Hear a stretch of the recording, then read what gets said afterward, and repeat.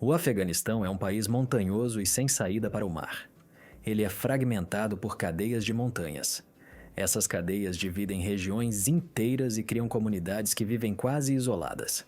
Suas fronteiras incluem o Paquistão, o Irã, a China e diversas ex-repúblicas soviéticas. Dentro do país, as distâncias são medidas não apenas em quilômetros, mas também em costumes, idiomas e modos de vida. Embora existam cidades como Cabul e Herat, uma parcela significativa da população vive em áreas rurais. Lá, as regras são ditadas não pelo Estado, mas pela tradição. Após décadas de conflito, muitas famílias aprenderam a permanecer em silêncio. Elas se tornaram desconfiadas e evitam falar sobre o que viram. Em algumas casas, mencionar certos assuntos pode gerar problemas. Mesmo assim, o pão é assado todos os dias. As crianças brincam com o que encontram e os feriados continuam a marcar o calendário.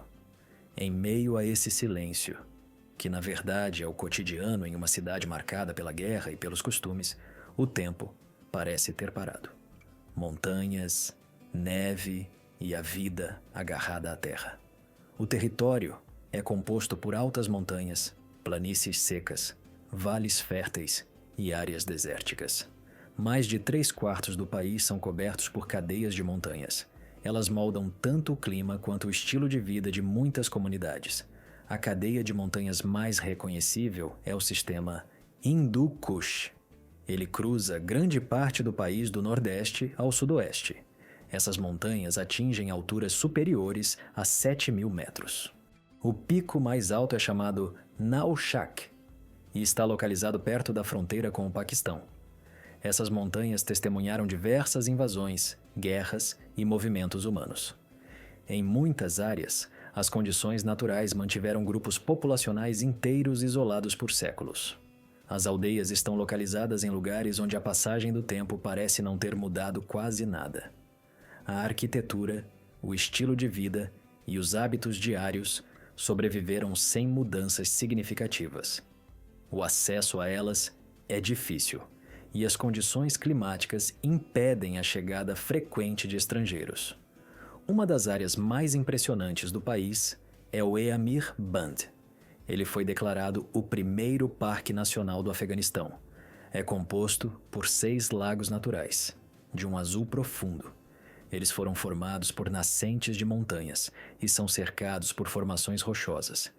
Isso cria a impressão de se estar em um lugar incomum. Este grupo de lagos está localizado na província de Bamiyan. Essa área também possui um importante significado histórico para o país. A geografia do Afeganistão, com suas encostas íngremes e solos rochosos, limita o desenvolvimento da infraestrutura em muitas regiões. Apesar disso, nessas áreas remotas, muitas famílias conseguiram manter um modo de vida baseado na terra, nos recursos naturais e no apoio entre vizinhos. As condições climáticas podem ser extremas.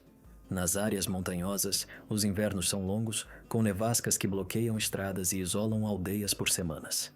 As famílias que vivem nesses locais devem se preparar para longos períodos a cada ano, sem poder sair de suas casas.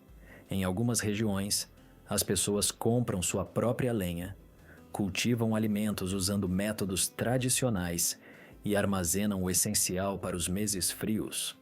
Esse isolamento forçado preservou um modo de vida que desapareceu em outras partes do mundo. As casas são frequentemente construídas de adobe ou pedra, sem aquecimento moderno ou sistemas elétricos estáveis. A falta de serviços não é uma exceção, mas uma característica comum em grande parte do país. A diferença entre as áreas urbanas e rurais é notável. Cidades como Cabul, Herat e Mazar-e-Sharif construíram estradas pavimentadas, redes telefônicas e alguns hospitais que operam com padrões mais próximos dos esperados na capital. Em vez disso, mais de 70% da população do país vive em áreas rurais. Elas frequentemente carecem de água potável, eletricidade constante ou centros médicos adequados. Muitas dessas áreas dependem de estradas de terra que se tornam intransitáveis durante a chuva ou neve. Essa falta de infraestrutura não afeta apenas as famílias que ali vivem. Ela também dificulta o acesso à educação, aos serviços de saúde ou aos mercados para vender produtos agrícolas. O transporte reflete claramente essa desigualdade. Embora o Afeganistão tenha aeroportos internacionais e algumas estradas principais pavimentadas, grande parte do território ainda está conectada por trilhas acidentadas. Durante os meses de inverno ou estação chuvosa, muitas aldeias ficam completamente isoladas. Nesse período, qualquer atividade diária, desde uma consulta médica até o envio de produtos para o mercado mais próximo, se torna um desafio. As comunidades aprenderam a conviver com essas condições, mas isso não significa que tenham acesso garantido ao que é mais essencial. Nas aldeias, o dia começa com o trabalho na terra ou o cuidado com os animais. As tarefas são distribuídas entre os membros da família. A vida é simples, mas não fácil. A maioria das casas é construída com materiais locais. O telhado, as paredes e os fornos onde tudo é cozido são feitos do mesmo solo que circunda a área. No inverno, quando as temperaturas caem e a neve cai, as famílias se escondem dentro de casa e usam cobertores grossos, lenha e almofadas de aquecimento para enfrentar o frio. No verão, a atividade aumenta com a colheita e a preparação de suprimentos para os meses frios. O ano gira em torno das estações e do que o clima permite. Apesar das dificuldades, muitas pessoas que vivem nessas regiões valorizam a vida comunitária, a tranquilidade e o contato direto com a natureza. O estilo de vida não mudou muito. O terreno e as condições climáticas impedem mudanças rápidas. Viver com o suficiente. Fome, áreas rurais e necessidades diárias. Em grande parte do Afeganistão rural, a agricultura não é apenas uma atividade produtiva. Ela é também o principal meio de sobrevivência. As famílias dependem do que a terra pode lhes oferecer. E embora o clima nem sempre seja favorável, elas cultivam o que podem. O trigo é um alimento básico presente em quase todas as famílias. E você pode frequentemente ver áreas dedicadas exclusivamente a este grão. Mas este não é o único produto que garante a existência. Açafrão, amêndoas e romãs também são cultivados, especialmente nas províncias, onde as condições permitem uma colheita um pouco mais diversificada. Esses produtos não são usados apenas para consumo local, mas alguns tentam vendê-los no mercado interno ou mesmo em mercados vizinhos, embora nem sempre consigam obter um bom preço por eles. Por exemplo, o açafrão se tornou uma alternativa viável ao cultivo de papoula em certas regiões. Algumas organizações internacionais apoiaram esta mudança porque o açafrão tem valor comercial e não está associado a atividades ilegais. No entanto, sua produção requer conhecimento e tempo. E nem todas as famílias podem arcar com tal luxo. O trabalho agrícola é frequentemente feito por mulheres e crianças, especialmente quando os homens migraram em busca de renda. Nessas condições, a agricultura deixa de ser uma escolha e se torna uma necessidade, embora a colheita nem sempre seja suficiente para sustentar toda a família. O desemprego é um fenômeno constante em quase todas as regiões do país, tanto nas cidades quanto nas aldeias. Não há fábricas ou empresas industriais que ofereçam emprego formal nas áreas rurais. E aqueles que não têm sua própria terra para cultivar são forçados a procurar qualquer trabalho temporário que apareça. Alguns homens cruzam a fronteira para o Paquistão ou Irã para encontrar trabalho, enquanto outros aceitam trabalhos informais no país, como coletar sucata ou vender produtos em pequenas barracas de rua. As mulheres, em muitos casos, se envolvem em atividades em casa, como assar pão ou costurar, que depois vendem ou trocam por comida. Nos últimos anos, a economia informal absorveu a maioria dos trabalhadores. Não há contratos, benefícios ou garantias, e a renda é instável. Muitas crianças abandonam a escola para ajudar seus pais a ganhar a vida, e aquelas que continuam seus estudos o fazem com grande dificuldade, sem materiais e em escolas que mal têm o mínimo necessário. A educação, embora valorizada por muitas famílias, fica em segundo plano quando a prioridade é conseguir comida.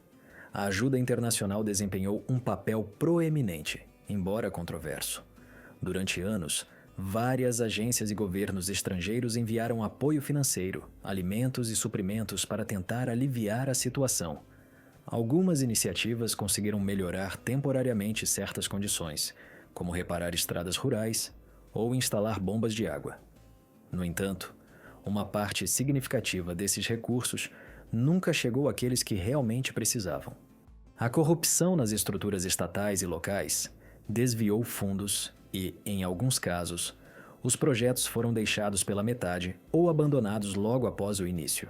Portanto, com o tempo, muitas comunidades preferiram se concentrar no pouco que podem controlar, sem esperar muito de fontes externas. Apesar de todas as dificuldades, existem pequenas empresas que estão tentando abrir caminho. Em algumas aldeias, as mulheres formaram grupos de tecelagem, bordado ou fabricação de tapetes, organizando-se para vender seus produtos em feiras locais ou por meio de intermediários. Isso permite que elas ganhem renda sem sair de casa, o que é importante em condições de restrições sociais rigorosas. Em outras áreas, jovens começaram a consertar telefones celulares ou a montar pequenas oficinas para construir motocicletas. Embora os materiais sejam escassos e o acesso a peças de reposição seja difícil. Essas iniciativas locais geralmente nascem da necessidade, em vez de um plano formal. A maioria carece de apoio externo, e tudo é feito com o que está à mão. Se conseguem vender alguma coisa, reinvestem parte dela em ferramentas ou para melhorar seus produtos. O microcrédito também está sendo promovido em algumas regiões, embora nem sempre funcione bem devido à falta de bancos ou mecanismos claros para gerenciá-los. Apesar disso, essas pequenas economias de subsistência são uma forma concreta de resistência ao abandono e à instabilidade. Uma das lacunas mais notáveis no Afeganistão é a desigualdade no acesso aos serviços básicos. Enquanto algumas áreas urbanas têm escolas, centros de saúde e um fornecimento de eletricidade razoavelmente estável, muitas aldeias rurais carecem desses serviços. O atendimento médico é frequentemente limitado ao que uma pequena clínica pode oferecer, se houver, e muitas vezes há falta de medicamentos ou pessoal qualificado. Família, respeito e chá quente. A alma coletiva do povo. Em muitas regiões do Afeganistão, as famílias vivem em grupos, com várias gerações vivendo sob o mesmo teto. Frequentemente, avós, filhos casados, suas esposas e netos vivem na mesma casa, ou em um conjunto de quartos conectados por um pátio. Este tipo de vida não é organizado caoticamente, mas adere a uma estrutura clara, onde cada pessoa tem seu próprio lugar. Os mais velhos ocupam posições de maior respeito e autoridade. Sua palavra tem peso em decisões importantes, tanto na família quanto em questões que afetam a comunidade. Espera-se que os mais jovens ouçam em vez de contradizer abertamente, especialmente quando se trata de figuras como seu pai ou avô. Esta forma de organizar a vida familiar desde o início transmite a ideia de uma hierarquia, onde anos de vida conferem prestígio especial. Os papéis entre homens e mulheres também são claramente definidos, embora com variações dependendo da região e do nível de urbanização. Nas áreas rurais, as responsabilidades domésticas recaem principalmente sobre as mulheres, enquanto os homens são responsáveis por atividades fora de casa. Desde jovens, muitos aprendem a cozinhar, costurar, cuidar de pequenos animais e cuidar de seus mais velhos. Ao mesmo tempo, as crianças desde cedo observam como os homens mais velhos tomam decisões ou administram assuntos fora de casa. Esta divisão não é considerada injusta ou estranha por aqueles que a praticam, mas sim uma parte natural de como as coisas sempre foram feitas. Dentro desta estrutura, o respeito pelos mais velhos e o cuidado com a família são considerados valores fundamentais. Uma característica muito proeminente da vida social afegã é a hospitalidade. Este não é apenas um costume, mas uma prática que determina como as pessoas se tratam. Receber alguém em sua casa, mesmo um estranho, é considerado um dever. É costume oferecer comida, bebidas e um lugar para descansar, mesmo que a família tenha poucos recursos. Não importa se um hóspede chega sem avisar ou se quase não há provisões. A família fará todo o possível para aceitá-lo. Esta atitude se estende não apenas a hóspedes próximos, mas também a viajantes e vizinhos, ou pessoas que precisam. Em muitas aldeias, recusar-se a servir um hóspede pode ser mal visto por toda a comunidade e interpretado como uma falta de educação ou valores. Nesta cultura de hospitalidade, o chá ocupa um lugar especial. Não é apenas uma bebida, mas parte de um ritual diário. Preparar e servir chá é uma forma de mostrar respeito, criar conexões ou iniciar uma conversa importante. O proprietário ferve cuidadosamente a água, adiciona as folhas e despeja o líquido em pequenos copos de vidro. Todo o processo é realizado vagarosamente e é frequentemente repetido várias vezes durante a visita. Servir chá também envolve uma certa forma de hierarquia. Geralmente é oferecido primeiro ao hóspede principal ou ao mais velho do grupo, e depois aos outros. Durante este tempo, os tópicos discutidos podem variar de assuntos familiares a notícias da aldeia. A atmosfera é geralmente relaxada, mas com regras sutis que todos conhecem. O mais velho não é interrompido. Ninguém fala claramente. E um tom respeitoso é mantido mesmo quando o tópico é delicado. Nas casas afegãs, especialmente nas áreas rurais, esta vida compartilhada entre gerações cria um ambiente onde a aprendizagem acontece constantemente. As crianças crescem observando os adultos participando gradualmente das tarefas e entendendo que cada ação é importante na família. Nem tudo precisa ser escrito ou explicado em palavras. Basta olhar para como um irmão mais velho se comporta, como um tio fala, ou como uma celebração familiar é organizada para saber o que é esperado de cada pessoa. Este tipo de educação implícita é transmitido todos os dias no que é feito e no que não é feito. Não se trata apenas de seguir as regras, mas também de entender o ritmo do grupo e agir de acordo. Embora a dinâmica esteja mudando nas cidades e muitas famílias não vivam mais em grupos, este modelo permanece a norma nas aldeias. A coexistência diária nem sempre é fácil, mas é considerada necessária. Há momentos de tensão, diferenças geracionais ou desentendimentos sobre decisões importantes, mas eles são tratados discretamente. Evitar o conflito aberto faz parte da forma de manter os relacionamentos.